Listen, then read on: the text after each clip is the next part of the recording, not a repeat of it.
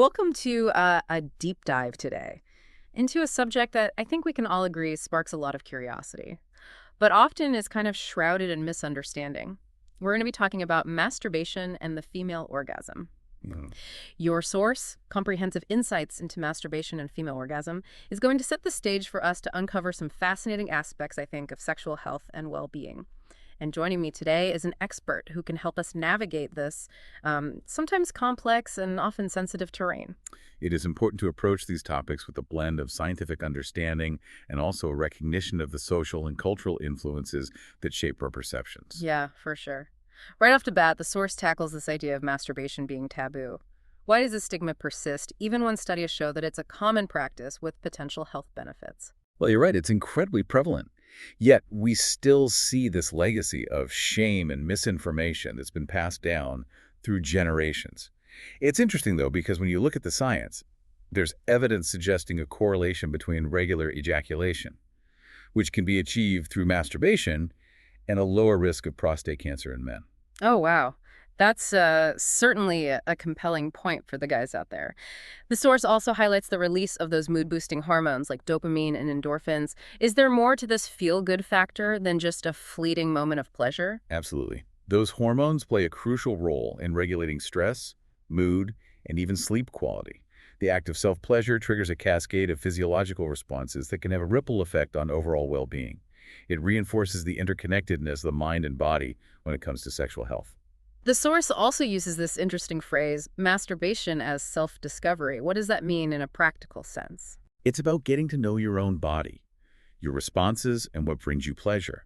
It's about understanding the nuances of your own sexuality. This self-knowledge can empower you to communicate more effectively with partners, leading to greater satisfaction in intimate relationships. Now, the source doesn't shy away from addressing the refractory period. Some people might be familiar with the term, but can you explain the science behind it and why it's important to understand? The refractory period is that natural cool-down phase after ejaculation. Essentially, nerve sensitivity decreases, and it takes time for the body to, well, reset for another round. What's fascinating is that this period can vary significantly from person to person and is influenced by factors like age, overall health, and even psychological state. Understanding this natural fluctuation can be helpful for managing expectations and promoting healthy sexual practices. It's also important to acknowledge that some people may have mixed feelings about masturbation, maybe even experiencing guilt or shame. What advice does the source offer for those navigating these complex emotions? The source emphasizes that those negative feelings often stem from societal messaging, rather than any inherent flaw within the individual. It encourages self-compassion and recognizing that exploring your sexuality is a natural part of being human. Seeking professional support from therapists or counselors who specialize in sexual health can also be incredibly beneficial in unpacking those deeply ingrained beliefs. And while we're on the topic of practical considerations, the source touches on the importance of hygiene, particularly when it comes to using sex toys. Absolutely. Prioritizing cleanliness is crucial for maintaining sexual health and preventing any potential infections or complications. The source highlights the importance of choosing body-safe materials, proper cleaning techniques, and responsible storage to ensure a safe and pleasurable experience. Now let's shift gears a little bit and delve into the often misunderstood world of the female orgasm. This is an area where myths and misinformation seem to run rampant. You're absolutely right. There's a lot of confusion and lack of accurate information circulating, which can lead to unrealistic expectations and even feelings of inadequacy. The source aims to debunk those myths by presenting a clear, scientifically grounded understanding of the female orgasm. The source outlines various types of female orgasm: clitoral, vaginal, cervical, blended, and even nipple orgasms. It's fascinating to consider this range of experiences. Can you break down these different types for us? Of course, the clitoral orgasm is the most common type, achieved through stimulation of the clitoris, which is densely packed with nerve endings. Then we have the vaginal orgasm, which is stimulated by the vaginal walls, particularly near the G-spot, an area believed to be particularly sensitive. I've always been curious about the concept of the orgasm gap. What factors contribute to this discrepancy in orgasm frequency between genders? The orgasm gap refers to the observation that men tend to orgasm more frequently than women during sexual encounters, while biological differences play a role. The source points to a complex interplay of societal and psychological factors. What are some of those societal and psychological factors that the source highlights? One key factor is the persistent misconception that intercourse alone should be sufficient for women to achieve orgasm. This often leads to insufficient clitoral stimulation, which is essential for most women to reach climax. The source also emphasizes the role of societal pressures on women to prioritize their partner's pleasure over their own. This can create a dynamic where women are less likely to advocate for their needs or fully explore their own sexuality. So how can we address this gap? What advice does the source offer for individuals and couples looking to enhance their sexual experiences? The source advocates for open communication as a foundation for bridging the orgasm gap. Encouraging women to explore their bodies through masturbation and understand their own needs and preferences is crucial. This self-knowledge can then be shared with partners, fostering a more collaborative and fulfilling sexual dynamic. That makes a lot of sense. It's about creating a space where both partners feel empowered to express their desires and advocate for their pleasure. Exactly. The source also highlights the importance of experimentation. Trying different positions, techniques, and forms of stimulation can open up a world of possibilities for both partners. Speaking of possibilities, I'm curious about the different types of orgasms mentioned in the source. Can you elaborate on those a bit more? Certainly. While the clitoral and vaginal orgasms are the most well-known, the source delves into some less discussed experiences. The cervical orgasm, for example, is thought to be triggered by stimulation of the cervix, often during deep penetration. Blended orgasms, as the name suggests, involve a combination of clitoral and vaginal sensations, creating a more intense and multifaceted experience. And then we have nipple orgasms, which, while less common, highlight the diverse erogenous zones that can contribute to sexual pleasure. It's amazing how the source reveals the complexity and individuality of the female orgasm experience. Absolutely. The key takeaway is that there's no one-size-fits-all approach. Each person's journey of sexual discovery is unique, and what works for one individual may not work for another. So communication, exploration, and a willingness to embrace this diversity seem to be key themes emerging from our discussion so far. Precisely. The source challenges us to move beyond simplistic notions of what constitutes a normal or successful sexual experience, and instead embrace the richness and variety of human sexuality. Now, we've been focusing a lot on the psychological and social aspects. What does the source say about the physiological effects of orgasm? Orgasm triggers a cascade of physiological responses that extend beyond the immediate feeling of pleasure. The source details the release of hormones like oxytocin, which promotes feelings of bonding and relaxation, and endorphins, which act as natural painkillers and mood elevators. So there's a real mind-body connection at play here, with orgasm potentially contributing to overall well-being. Exactly. There's evidence to suggest that regular orgasms, whether achieved through masturbation or partnered activities, can contribute to stress reduction, improve sleep quality, and even a boosted immune system. It's fascinating how the source connects these seemingly disparate aspects of our lives, from sexual pleasure to mental and physical health. It really highlights the interconnectedness of our being and challenges us to view sexual health as an integral part of overall well-being, not just a separate or isolated aspect of our lives. Before we wrap up this part of our deep dive, are there any other key takeaways from the source that you think are important for our listener to consider? One crucial point is that the journey of sexual exploration is ongoing. It's not a destination, but rather a process of self-discovery that continues to evolve throughout our lives. The source encourages us to approach this journey with curiosity, self-compassion, and a willingness to challenge societal norms and embrace our own unique experiences. That's a powerful message to leave our listeners with. Indeed. Embracing our sexuality with openness and a thirst for knowledge can lead to a richer, more fulfilling experience of ourselves and our relationships. It's about recognizing that our understanding of sexuality is constantly evolving, as we learn more about ourselves and the world around us. I think what's striking me is how the source weaves together these scientific insights with a deep understanding of the social and emotional complexities surrounding sexuality.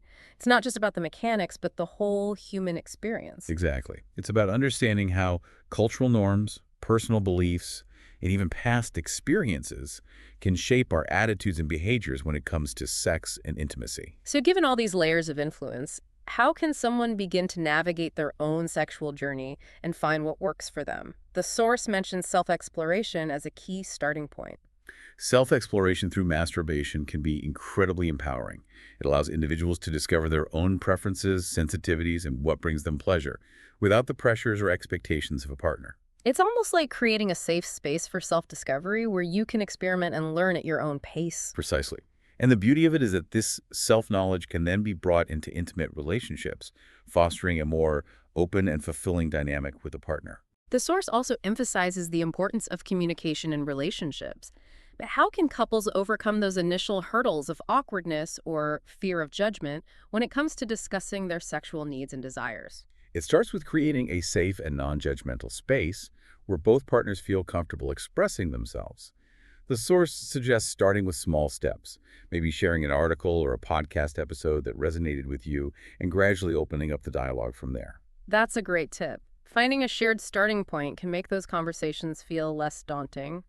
The source also mentions the role of experimentation in enhancing sexual experiences. What are some ways couples can approach this in a fun and healthy way? Experimentation is all about curiosity and playfulness.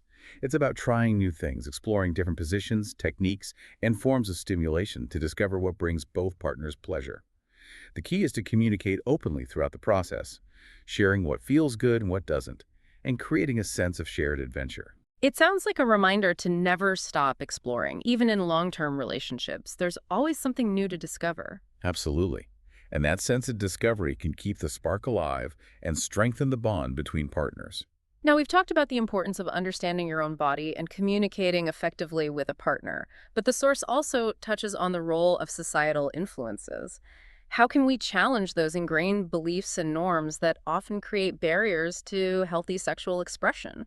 It's about recognizing that many of the messages we receive about sex are based on outdated or inaccurate information. This source encourages us to be critical thinkers, to question the assumptions we've inherited, and to seek out accurate, evidence-based information from reputable sources. It's like taking ownership of your own sexual education and not letting societal pressures dictate your beliefs or behaviors. Exactly. It's about empowering yourself with knowledge and then sharing that knowledge with others to help break down those harmful stigmas and create a more open and accepting society. So we've covered a lot of ground in our deep dive so far. We've explored the physical, emotional, and societal dimensions of masturbation and the female orgasm. What are some key takeaways that you hope our listener is walking away with? I hope they're gaining a deeper understanding of the complexity and beauty of human sexuality. It's not about right or wrong, normal or abnormal, but about embracing individuality and honoring the diverse ways in which people experience pleasure and intimacy. I think what resonated with me is this emphasis on self-compassion. The source gently reminds us that it's okay to have questions, to experiment, and to not have all the answers right away. It's about being kind to ourselves as we navigate this journey of self-discovery, recognizing that there's no shame in seeking knowledge or support along the way.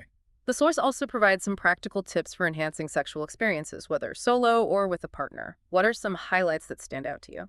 One key point is the importance of setting the mood. Creating a relaxing and comfortable environment can make a huge difference in enhancing pleasure and intimacy.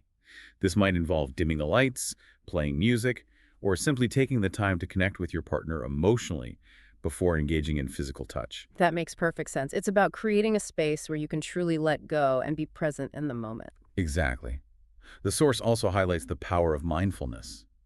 Paying attention to your senses, focusing on the physical sensations, and being present in your body can amplify pleasure and create a deeper connection with yourself and your partner. It's almost like slowing down and savoring the experience rather than rushing towards a goal. Precisely. It's about appreciating the journey rather than fixating on the destination.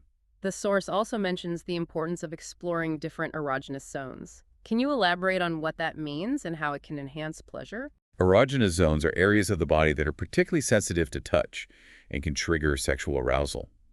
While the genitals are often the primary focus, the source encourages us to explore other areas like the neck, ears, back, and inner thighs.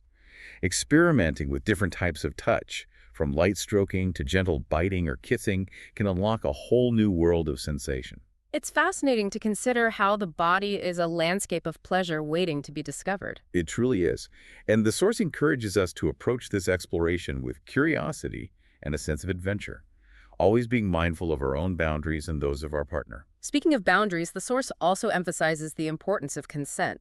Can you touch on why this is such a crucial aspect of healthy sexual experiences? Consent is absolutely fundamental. It's about ensuring that all parties involved are freely and enthusiastically participating in any sexual activity. It's about respecting each other's limits, being able to say no without fear of judgment or pressure, and constantly checking in with each other throughout the experience. It's about creating a dynamic of mutual respect and understanding, where pleasure is a shared experience, not something that's imposed or taken. Exactly. Consent is not a one-time thing, but rather an ongoing conversation that evolves as the dynamic between partners changes. The source also addresses the issue of performance anxiety, which can be a real obstacle for many people when it comes to enjoying sex. What advice does it offer for overcoming those feelings of pressure or inadequacy? Performance anxiety often stems from unrealistic expectations or societal pressures to perform a certain way. The source encourages us to let go of those external pressures and focus on the pleasure of the experience itself. It's about being present in the moment, connecting with your partner, and letting go of any worries about achieving a specific outcome. It's about shifting the focus from performance to pleasure, from achieving a goal to enjoying the journey. Precisely. And sometimes, simply talking about those anxieties with your partner can help alleviate the pressure and create a more relaxed and intimate atmosphere. It's about normalizing those feelings and recognizing that everyone experiences them at some point. Absolutely. Vulnerability and honesty can strengthen the bond between partners and foster a deeper sense of connection. Now, we've talked a lot about the positive aspects of sexuality, but the source also acknowledges that there can be challenges and difficulties along the way. Yes, it's important to recognize that sexual health is a multifaceted issue that encompasses both the joys and the complexities of human experience. The source mentions the possibility of pain during sex. What advice does it offer for addressing this issue? Pain during sex can have various causes, from physical conditions to psychological factors.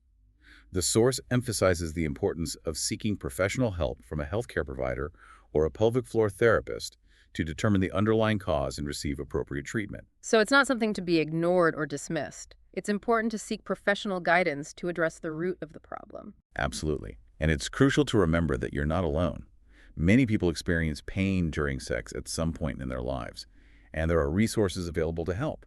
The source also touches on the sensitive topic of sexual dysfunction, which can affect both men and women. Can you shed some light on what this encompasses and what resources are available for those who might be struggling? Sexual dysfunction refers to a range of conditions that can interfere with sexual arousal, desire, or orgasm.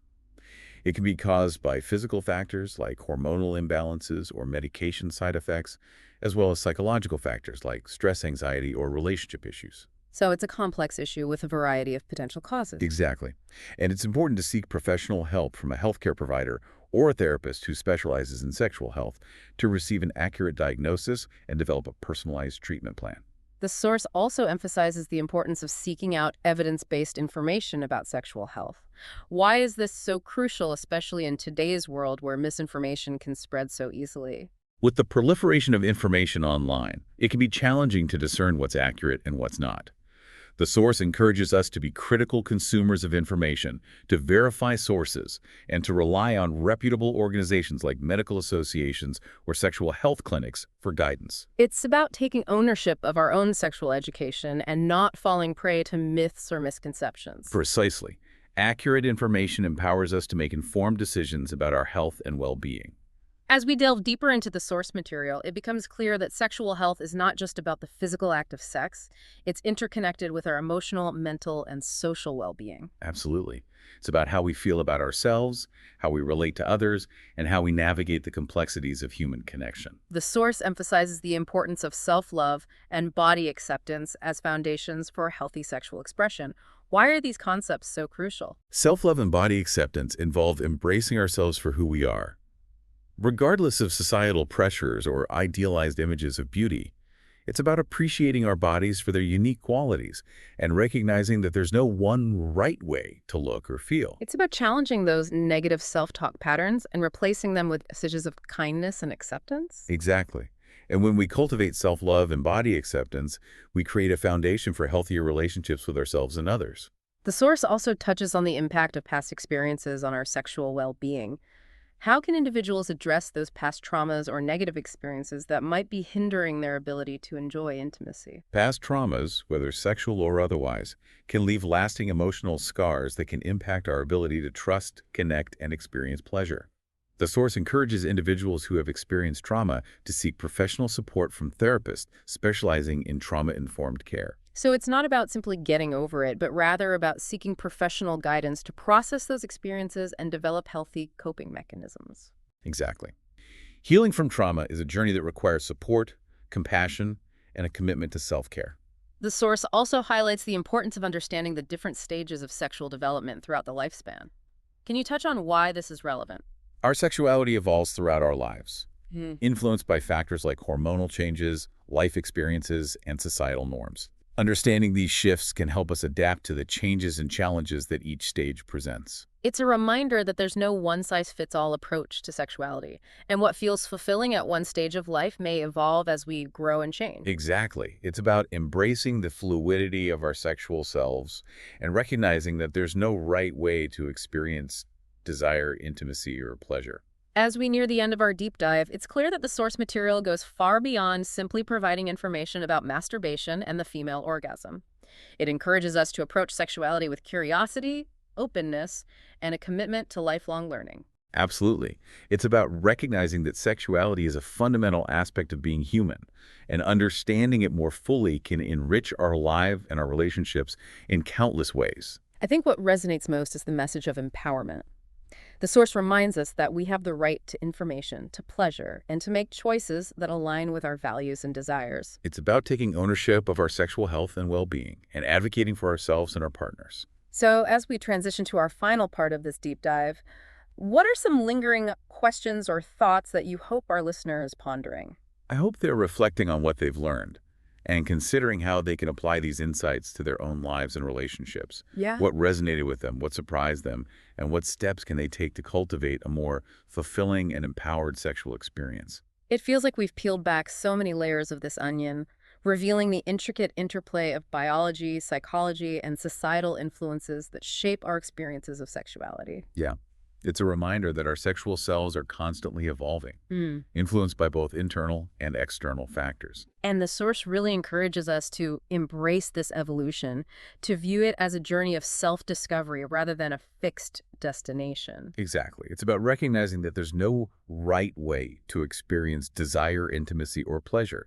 What matters most is finding what feels authentic and fulfilling for each individual. One thing that struck me was the source's emphasis on the mind-body connection. It's not just about the physical sensations, but also the emotional and mental states that influence our sexual experiences. Absolutely. Our thoughts, feelings, and beliefs can have a profound impact on our ability to enjoy intimacy. For example, stress, anxiety, or even past traumas can create barriers to pleasure and connection. The source suggests that cultivating mindfulness can be a powerful tool for enhancing sexual experiences. Can you elaborate on how that might work in practice? Mindfulness involves paying attention to the present moment without judgment. In the context of sex, it might involve focusing on the physical sensations, noticing the rise and fall of your breath, or simply being present with your partner.